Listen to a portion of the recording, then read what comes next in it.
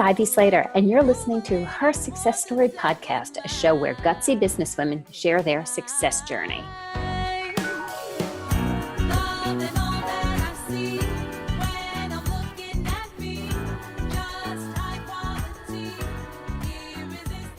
Hi, it's Ivy Slater.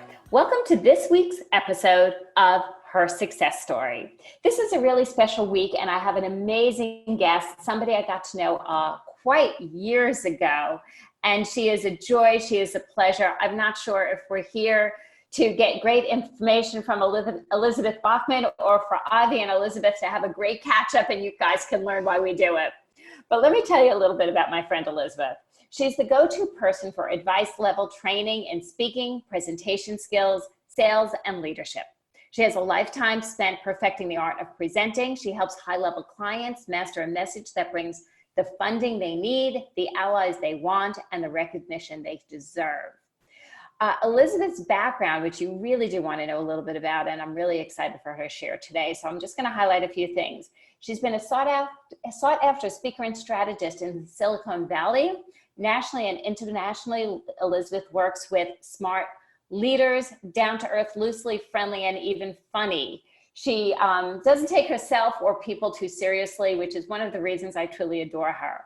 One of the great known facts that it took me a little bit to find out about Elizabeth is she has directed luminaries such as Luciano Pavarotti, Placido Domingo in more than 50 operas around the world, giving her a wealth of tools to help business professionals become respected presenters. She's fluent in 5 languages. Lord knows many of us can't speak English well on the average given day. So Elizabeth, I admire you. I adore you, as you know. Welcome, and thank you for taking some time out of always a busy schedule to join me today.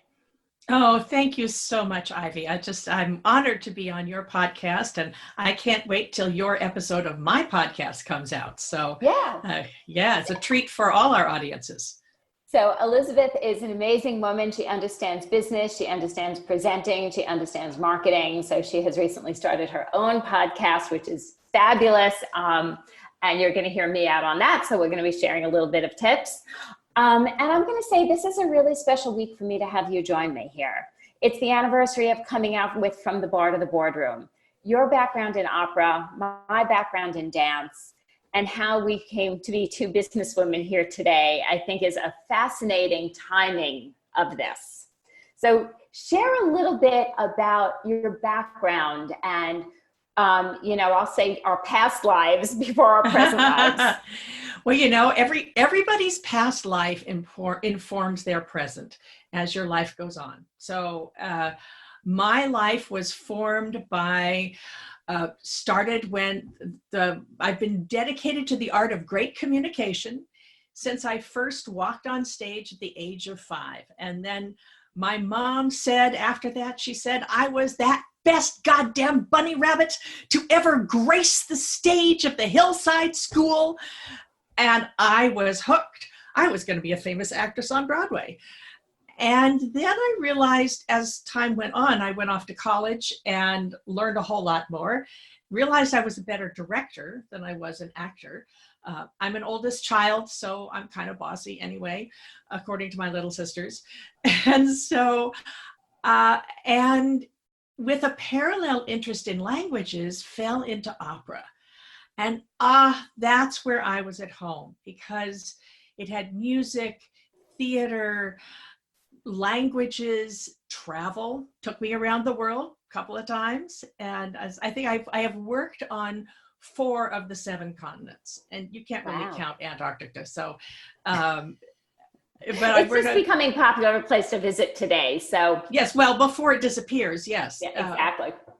But I have loved, it's all about communicating and then moving your listeners to take action.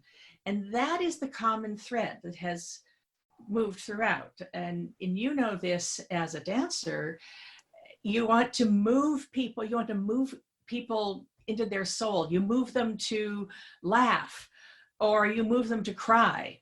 Laughing's harder, but you move them, or maybe you're in an audition and you're moving them to say, you're the one I want to hire. It's all a presentation. So now what I do is I work with the craft of the art, if you will. I believe that speaking and presenting is an art. It's one we may not take seriously sometimes, but it can help our businesses immensely. In the end of the day, for all that people get excited about this app and this great app and that great program, whatever, business still comes down to people talking to people. And that's what fascinates me. Touche, because I have said it numerous times when I've been speaking, is people do business with people. Yep. And your asset in helping people come through with their confidence, clarity as they present themselves, as they pitch their businesses, as they move themselves forward is so important because we're living in such an online world today. Mm-hmm. Yeah. And certainly speaking on a video, on a podcast, on a video cast or a webinar, that counts. That's still the same thing because, sometimes if you're looking at somebody's slides and you're only listening to their voice, are they paying attention to the melody of their message? Are they thinking about how they sound, whether they pause? I was working with a client who had a very technical speech, and she went on like this, and she never stopped at her periods, and she went on and on and on because she had learned everything, and then she would breathe in the middle of a sentence. And now in music, that's called phrasing. You phrase the tune, you phrase the melody the way you do it. In speaking, it's thinking about pausing, or when do you want to slow down, or when you need to slow down, and how do you remind yourself to do that? When do you want to speed up? When do you want to be higher, lower, excited, or stop to make a point? And I could go on for hours about this because it is the music of speech. And it is so important. And most people, we don't realize how often we're speaking. So we think we only speak when we get on the stage. Absolutely. We don't realize that we're in a meeting with our bosses, or that when we are the leadership, that Mm-hmm. we're speaking, that we want to be heard. And so how can we communicate clearly, even in the simple essence of parenting and communication? Mm-hmm. The training you do and what you help people with is so significant. We only think about it in business, but I'll always say, in for one, in for all. How we do anything is how we do everything, right? Absolutely. So in that way, when we learn these skill sets and we invest in this learning, and I'm not talking about money, people, I'm talking about time, okay? Mm-hmm. Because time is more valuable than money, because time creates your wealth. Yes. So as you invest in this, the ripple effect into all areas is such an amazing impact. Absolutely. And it's one of those things that as you're talking about it, the way you present yourself, when you say, people invest with people, only 7% of what people perceive about you comes from your words. And the other 93% is how you deliver them, how you say them, who you are in the room, your presence. And I see a lot of people who are speaking, they spend hours getting their script right without figuring out how they're going to deliver it. And the other piece is we're in an increasingly international world. So especially in business, maybe you're on a phone call with Bangalore or Mumbai or Taipei or Berlin. You have to make sure that as you're speaking, you're also speaking in a manner that your listeners can take it in, and sometimes just specifically as clearly as enunciate, just like mom used to say, speak clearly. So tell me about the adventure of transitioning from traveling around the world in opera to settling in the West Coast and building a business? I actually built an opera business first. I was traveling around as an opera director, and I wanted to run a company. Opera company, that was the world I was in, never occurred to me to do anything else. I kept applying to be the general director for a company because I sort of have a head for that.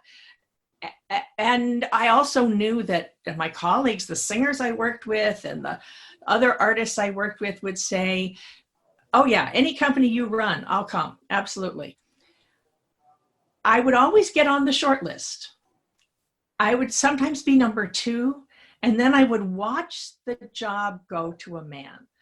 And here's where it took me years to realize that the people who were hiring me were not the other artists. The people with an opera company, the people who hire you are the board. It's the local business community. And they would hire someone who looked like them. And so it was a glass ceiling. I didn't realize it. And here's the other piece. As a woman, I kept thinking it was a problem with me. And if I really wish I had known some of the conversations that we're having now about glass ceiling and gender perception and all of that, the things I teach now, I wish I'd known it then, because then I would have realized that it was it was their perception that was in the way. But anyway, since nobody would give me an opera company to run, I made one. And I created the Tyrolean Opera Program. I was invited to create a summer opera training program in the Austrian Alps. And that's actually where I learned art. Yeah, cool. It's like The Sound of Music. We're going to be singing to the sound of music in the mountains. And I knew how to do that. What I had to do was raise the money to launch it and run it. And to do that, I had to give speeches. There was no official support, no grants. I had to speak to get people to bring their credit cards out of their wallets. And that was a whole different level. You know, all my years of being on stage, I was comfortable on stage. When it came to actually asking for the money and making the sale, that was a whole new level.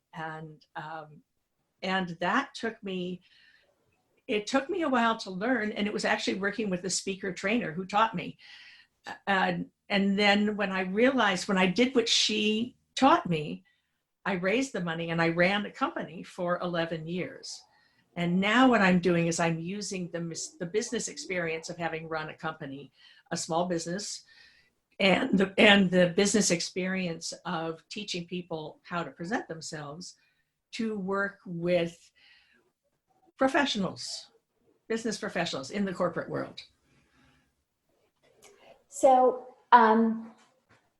what have been some of the surprises that have come your way in building this business? There's always, I'll always say there's that Monday morning quarterback, and you go back and you watch the reels, all right, and you say, and it's no different in the arts, especially when it's videotaped. You go at what worked and what didn't. What were some of the surprises that you have seen in building this business that you have for years now, by the way? Yes, right. As with the opera program, I had to learn how to ask for money. I had to learn how to ask for the sale, to value myself enough to ask for the sale. And that was something I thought I knew how to do, and turned out to be way harder than I thought. So valuing myself enough to ask for a decent fee and, something that fits with the going rate and makes me important enough to be taken seriously, but not out of reach. So that one took me a while. And the other big thing I learned that surprised me was how much I had to really research my audience. So share more. This is good stuff. This is meaty. This is meaty, people. Yeah. Well, the first rule in business is, who's your client? who's your client and do they need what you have to sell? I do a lot of work in Silicon Valley, and there are a whole lot of people who create startups because they have a cool idea, but they haven't figured out if anybody actually needs it. So figuring out, knowing that I had something that was valuable, but figuring out how to package it in a way that it would appeal to the people who might buy from me, that took a while. You just learn through experience. You learn by falling on your face and then getting up again. And the other thing was I had wonderful mentors. So I had a lot of people who were able to say, don't build an entire program until you know if somebody wants it, because you can waste thousands of dollars and thousands of hours on that. But to go back to rule number one, it's all about the client, the listener. And, in terms of, I'm speaking of this in sales terms, but if you're in a corporation, if you're in a meeting, you're doing a presentation, maybe to upper management or maybe to your team, it's still a sale. And I'm sorry, some people call that a 4-letter word, but a nasty word, but you're selling an idea in a corporation. You're selling a concept and say, come along with me. So learning how to pitch myself and package my materials in a way that made sense to my ideal clients, which wasn't always the way that made sense to me.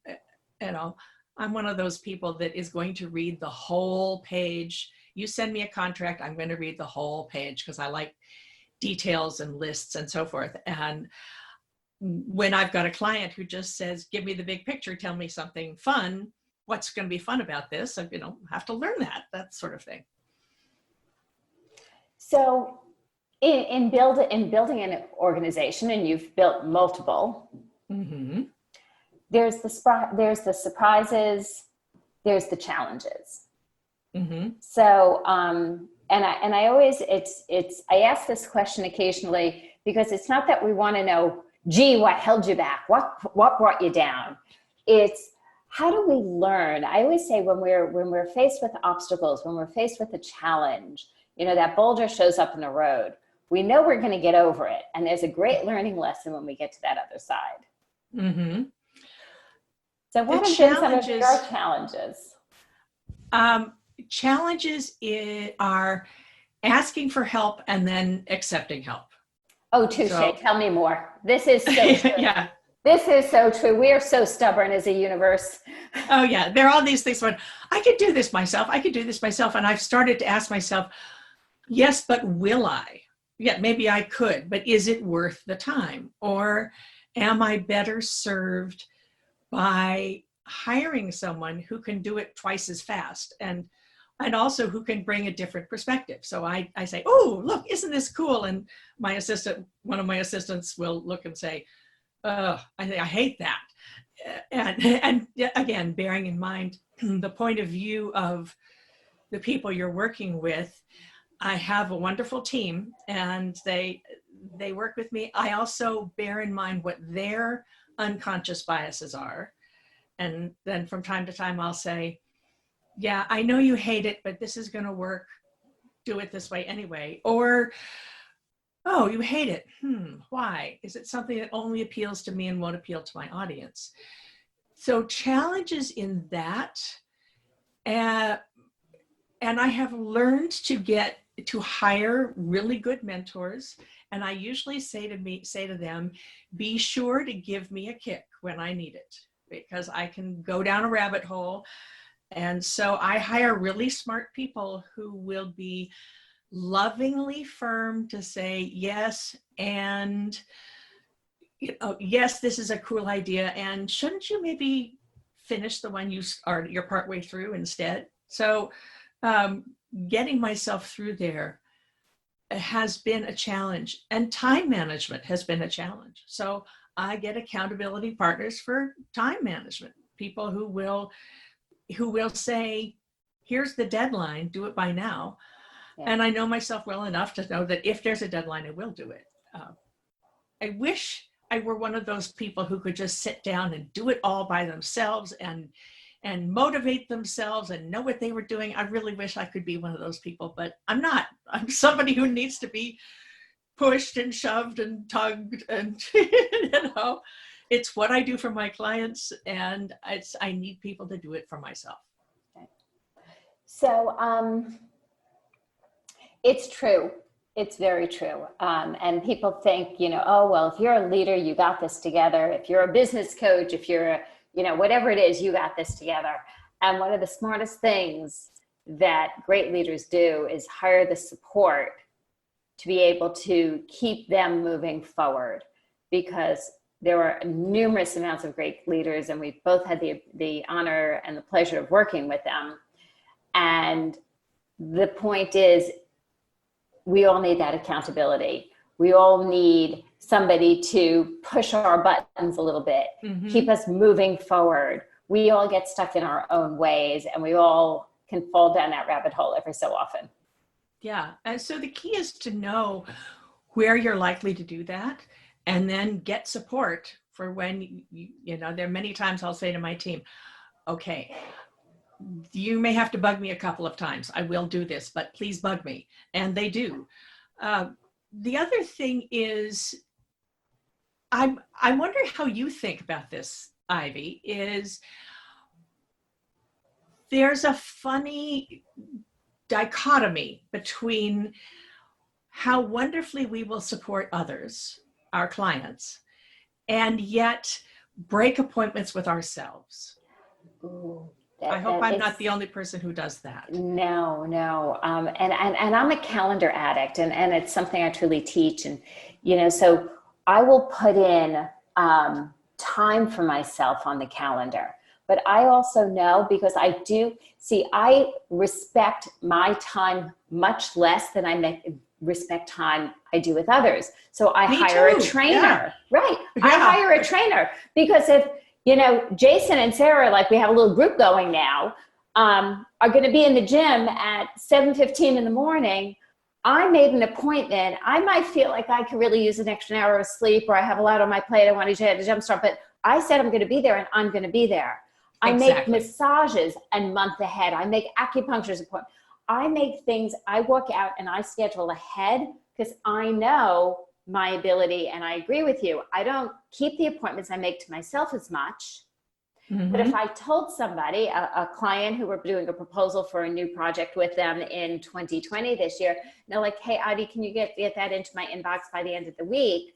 We want to review it, this, that, and the other thing, so we can get things signed off and processed. Okay. And it's a rinse and repeat. Otherwise I don't do my proposals that way. And if it's not on my calendar and I didn't have that deadline, yes. Do we actually do things, and how? And it's do we make sure we get all this done? And it's accountability. It's surrounding yourself with a team that holds you accountable, mentors, colleagues, peers. Actually, can I tell you one of the systems that I've worked out for this? Love it. Speakers. It's just a tip for you and your listeners, is one of the things that's hardest if you want to be out there speaking is to book the right speaking gigs, to reach out to people to say, hey, I'd like to speak at this or that, and to schedule the time to figure out where do you want to speak and who to reach. It's hard. And you're out there selling yourself. So it's so easy to put off. I have a digital program called How to Get Booked as a Speaker for which I developed what I call the fabulous friend system, where you pair up with a friend. Say you and I were to do it, and we were going to say every Thursday at 10 o'clock, we are going to check in, say what we want to do, and then hang up and call on each other's behalf. So for that hour, I would be your booking assistant. I would call up and say, oh, Ivy Slater, she's the amazing, you got to have to get in here to speak. And you would be calling to say, oh, Elizabeth Bachman, she's a great speaker, bring her in. And then it's so easy to rave about somebody else, isn't it? Oh, so true. So true. Yeah. So you do it for an hour or 90 minutes if you're really serious about it. you rave about the other person. You've got the calendar on Google Drives. You've got a Google Doc that you're dealing with. You fill in the answer. And then at the end of it, you call back and you say, what happened? And then each speaker is responsible for doing their own follow-up. But that way, my unofficial name for this is it's always easier to do the dishes at someone else's house syndrome. I love that. And it's so true. Yeah. So that's one of the ways that I do is I have accountability partners to help me do things that I know are good for me, including looking for speaking gigs. I love it. And that is an awesome tip that we're going to close on. Elizabeth, how can our listeners find out more about you, follow you, hear you? Please share your podcast, because I've been the honor to be a guest on it. And those who are following me, you're going to see when my episode comes in. So you can reach me at elizabethbachman.com. That's ELIZABETHBACHMAN.com. You'll find the podcast right up there in the link, right up there in the menu. But you can take a free assessment where you can, it takes 4 minutes.